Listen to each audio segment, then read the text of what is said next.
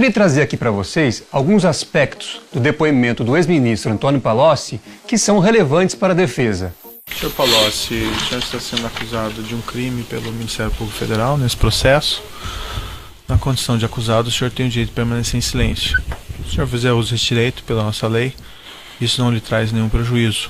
O que é importante chamar a atenção já no início do depoimento é que o senhor Antônio Palocci prestou esse depoimento na condição de réu, de acusado e, portanto, sem o compromisso de dizer a verdade. Nós não temos acordo de colaboração firmado com o réu aqui presente.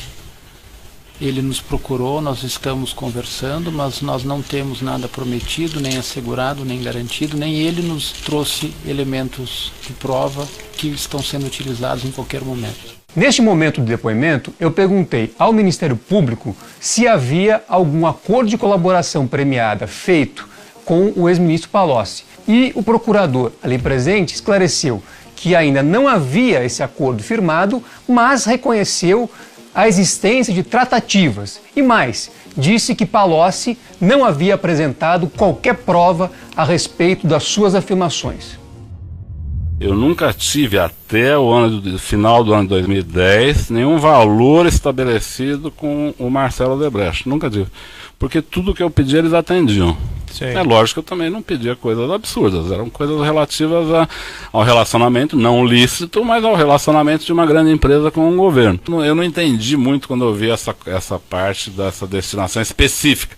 Agora, pode ser um controle dele, ele não me interessava estabelecer limites, destinações específicas. Agora, ele podia fazer isso por conta dele, é um direito dele, o dinheiro era dele. Neste novo trecho do depoimento, o ex-ministro Antônio Palocci, quando perguntado a respeito da versão de Marcelo Odebrecht a respeito da suposta planilha italiana, ele apresenta uma versão diferente daquela de Marcelo Odebrecht, mostrando aqui já a primeira contradição do depoimento de Palocci e Marcelo Odebrecht. Que as obras cresceram muito e com elas os ilícitos. Então, eu sabia disso, eu acompanhei algumas coisas, mas não era a minha área de atuação direta, isso é verdade. Como é que o senhor sabia disso? Porque eu era da cúpula do governo, então eu não posso esconder o fato de que eu participava das principais reuniões de articulação do governo. Não era a pessoa mais importante, nem a segunda nem a quinta, mas eu participava das questões centrais do governo. Neste novo trecho do depoimento, o ex-ministro Palocci faz afirmações genéricas a respeito de supostas ilegalidades cometidas na Petrobras. No entanto, quando perguntado pelo juiz Sérgio Moro como é que ele teria conhecimento disso, já que ele diz que não tinha qualquer atuação na Petrobras, ele claramente se atrapalha. Então, quando o presidente Dilma foi tomar posse, a empresa entrou num certo pânico. E foi nesse momento que o Dr. Emílio Odebrecht fez uma espécie de pacto de sangue com o presidente Lula. Essa expressão de efeito que o ex-ministro Palocci utiliza durante o seu depoimento foi algo previamente ensaiado. Ele trouxe para o depoimento anotações, e nessas anotações havia já essa expressão pacto de sangue, algo, portanto, combinado para gerar uma repercussão no seu depoimento. Ele procurou o presidente Lula nos últimos dias do seu mandato e levou um pacote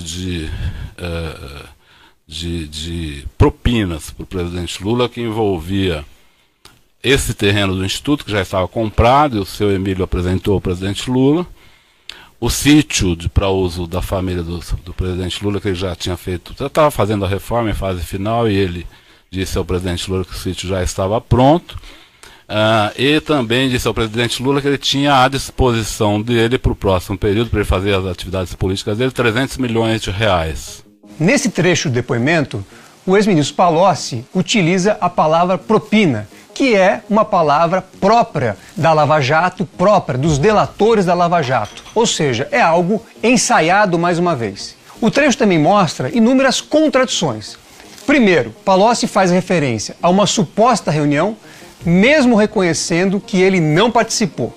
Segundo, Emílio Odebrecht, que foi ouvido há poucos dias na condição de testemunha e com o dever de dizer a verdade, afirmou que jamais tratou de qualquer assunto ilícito ou de valores com o ex-presidente Lula, numa versão totalmente diferente daquela que foi apresentada aqui pelo co-réu e candidato a delator Palocci. Tive conhecimento que Marcelo me trouxe para eu informar o presidente Lula. E eu não levei para o presidente Lula. Não levei, porque eu não levava números para ele. Terceiro, nessa suposta reunião que teria, segundo Palocci, ocorrido em dezembro de 2010, o senhor Emílio Debrecht teria disponibilizado ao presidente Lula e ao Partido dos Trabalhadores um crédito de 300 milhões de reais. Essa versão, no entanto, é altamente conflitante com o depoimento prestado pelo também co-réu Marcelo Debrecht. Eu cheguei para meu pai e disse assim: meu pai, avisa o Lula que para ele não estranhar, porque em 2010 não vai aparecer quase contribuição nenhuma nossa. E de fato não teve muita contribuição nossa. Por quê? Eu disse, porque a gente já praticamente desde 2008 vem apoiando ele. Segundo Marcelo, muitos valores já haviam sido doados em campanha e naquele momento não haveria a doação de valores expressivos. Quarto, neste momento, segundo a versão de Palocci, Lula teria tomado conhecimento da existência do suposto imóvel para o Instituto Lula. Isso se dá, segundo a versão de Palocci, em dezembro de 2010.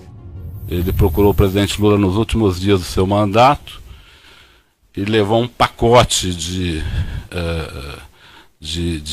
propinas para o presidente Lula que envolvia esse terreno do Instituto, que já estava comprado, e o seu Emílio apresentou ao presidente Lula. No entanto, como vocês vão ver ao longo do depoimento, Palocci afirma que teria conversado com Lula sobre esse suposto imóvel no início de 2010. Ou seja, as datas não batem e Palocci entra em contradição com ele mesmo. O presidente Lula já estava, num momento, era meados de 2010, em que ele precisava cuidar desse assunto. Vejam, aqui está, meados de 2010. Nesse trecho, portanto, Palocci fala que teria conversado com o então presidente Lula sobre o suposto terreno em meados de 2010.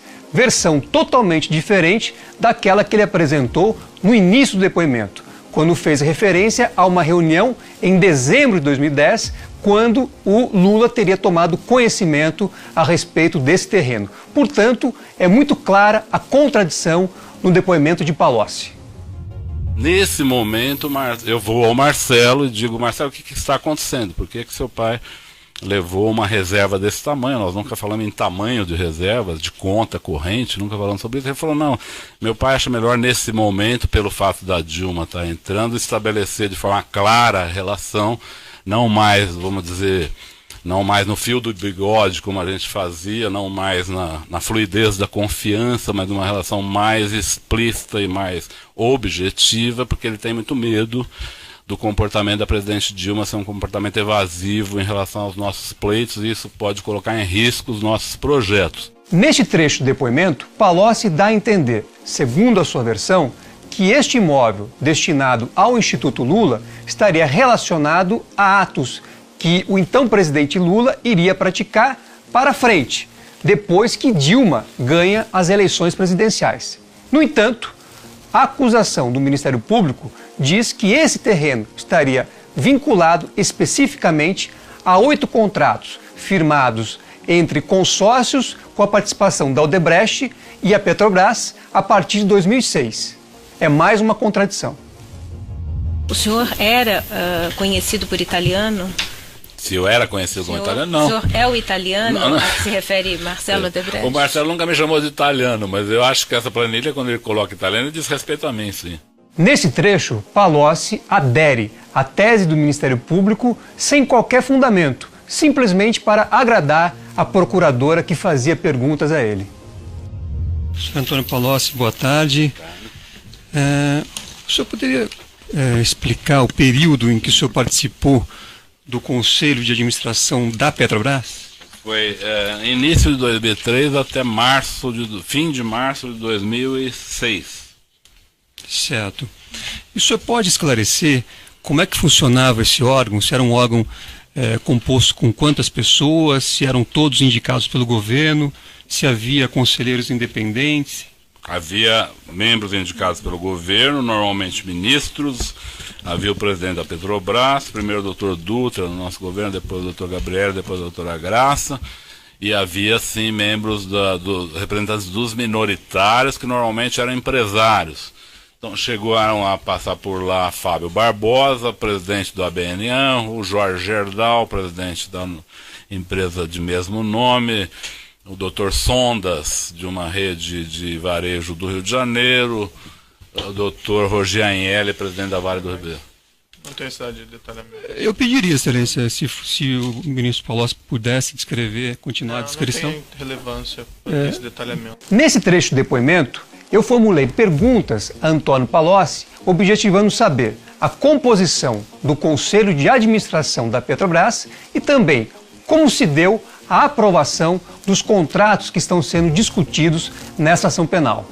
No entanto, quando Palocci passa a esclarecer que os contratos que estão sendo discutidos na ação foram aprovados não por Nestor Severo, Renato Duque ou Paulo Roberto Costa, mas sim por um conselho de administração que era composto por renomados empresários, o juiz simplesmente determina que ele pare a resposta e indefere as perguntas seguintes. Essas perguntas eram muito importantes para o desfecho da ação. Por quê? A acusação afirma que o ex-presidente Lula teria nomeado 3 diretores da Petrobras para que eles autorizassem a realização de contratos e para que houvesse desvios nesses contratos. No entanto, o que Palocci estava explicando é que os contratos indicados na denúncia foram aprovados não por esses diretores, mas sim por um conselho de administração, composto também por renomados empresários que certamente aprovaram esses contratos porque não identificaram qualquer ato ilícito. Da mesma forma como empresas internacionais de auditoria também chegaram à mesma conclusão. Não conhecia Renato Duque, não conhecia Jorge Zelado, não conhecia Paulo Roberto. Os conheci por currículo. Entendi. Né? E o currículo deles era de currículos extremamente capacitados para os cargos que eles estavam sendo indicados. Então, eu não acredito que houve um planejamento prévio com esses diretores acerca de ilícitos. Esse trecho mostra que Antônio Palocci reconhece que os ex-diretores Paulo Roberto Costa, Nestor Severo e Renato Duque foram escolhidos por conta de seus currículos e não para praticar qualquer ato ilícito. Esse trecho quebra, mais uma vez, uma espinha dorsal da acusação do Ministério Público. Em relação aos nomes de Paulo Roberto Costa, Nestor Severo, Renato Duque, eles foram indicados e nomeados por unanimidade pelo Conselho de Administração ou houve divergência em relação a essas nomeações? Não lembro de divergências. Neste momento, Antônio Palocci reconhece que os ex-diretores da Petrobras, Nestor Severo, Paulo Roberto Costa e Renato Duque, foram indicados e nomeados por unanimidade pelo Conselho de Administração, inclusive pelos membros indicados pelos acionistas minoritários. Isso quebra um eixo central da denúncia, pois o Ministério Público afirma que esses diretores haviam sido escolhidos, indicados e nomeados pelo ex-presidente Lula, o que não é verdade, segundo o próprio Antônio Palocci. O senhor tratou de pagamentos, contribuições paralelas não contabilizadas, Caixa 2, com eles, referindo-se ao Odebrecht. O senhor disse, não, eu nunca tratei, doutor, eu nunca operei contribuições, até porque não era minha função. Se eu fosse, eu teria feito, mas eu nunca operei contribuições. Eu sempre dizia para o empresário, olha, atenda o tesoureiro da campanha. Então, essa foi uma afirmação que o senhor fez na outra ação. Eu quero saber por que é que o senhor mudou a versão hoje e contou algo diferente. Não, eu não mudei, eu nunca operei, eu disse naquela oportunidade que nunca operei doações, continuo a dizer, nunca operei doações, nunca fui buscar dinheiro em empresas, mas sabia que o dinheiro era depositado nos partidos, entregue em malas. Eu não Aqui fiz o essa senhor operação, disse que era para procurar o tesoureiro. Isso, que o senhor, normalmente eram os tesoureiros disse, nunca que faziam tratei. isso. A frase é nunca tratei. Não O sei senhor está se eu neguei, mudando hoje. pode ser que eu não esteja falando exatamente a mesma palavra. Esse trecho mostra claramente que Antônio Palocci mudou totalmente a versão que ele mesmo havia apresentado em maio deste ano ao juiz Sérgio Moro. Naquela oportunidade, ele afirmou categoricamente que nunca havia tratado de qualquer recurso indevido com a Odebrecht. A sua mudança se deve, evidentemente, à pressão que foi feita sobre ele para que seja aceita uma delação premiada. Uma pressão, aliás, que nós já havíamos pedido para que fosse investigada na Procuradoria-Geral da República. No entanto, essa investigação foi sumariamente arquivada. O que é relevante é que essa contradição evidente, clara, com um depoimento que foi prestado há poucos meses atrás, retira qualquer credibilidade da nova versão apresentada por Palocci.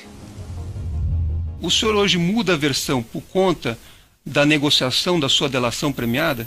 Não, como esclareceu o senhor promotor, Dr. Welter, eu não tenho um acordo de delação premiada. O senhor tem uma negociação em curso? Tenho tratativas, isso é um assunto que está a cargo dos meus advogados, eu confio no trabalho deles, são advogados de alta qualificação, com experiência no setor, e confio que eles estejam fazendo o melhor dentro da lei, olhando maneiras de contribuir com a justiça, que é a minha vontade, e maneiras de obter benefícios, que também é a minha vontade. Este trecho do depoimento reforça que Antônio Palocci mudou a sua versão anterior e mais, ele esclarece que está em busca de benefícios. E quais são esses benefícios? São benefícios que vão desde a sua saída da prisão até o abatimento de multas e o desbloqueio de seus bens. Tudo isso, certamente, é o que está sendo discutido na delação premiada que ele busca destravar com o Ministério Público.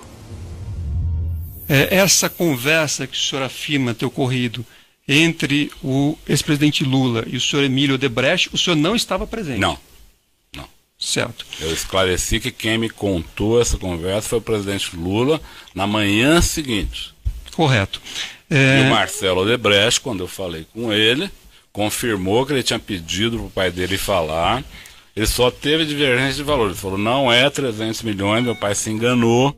Aqui, mais uma vez, fica muito clara a contradição entre a versão de Palocci e o depoimento prestado pelo senhor Emílio Odebrecht, que negou categoricamente ter discutido qualquer valor com o ex-presidente Lula. Eu ficaria surpreso também. Eu não estranhei a surpresa do presidente, mas ele não mandou eu brigar com o Odebrecht. Neste ponto, fica claro que Antônio Palocci segue exatamente a mesma fórmula que foi usada por Léo Pinheiro. Aparentemente, esta fórmula é necessária para que o Ministério Público aceite acordos de delação de réus que não têm qualquer prova contra Lula, mas necessariamente devem fazer referências ao seu nome. Então, como vimos, o depoimento prestado pelo ex-ministro Antônio Palocci no último dia 6 de setembro ao juiz Sérgio Moro é contraditório com o depoimento que ele havia prestado em maio deste ano ao mesmo juiz e também contraditório com depoimentos prestados por testemunhas e outros acusados.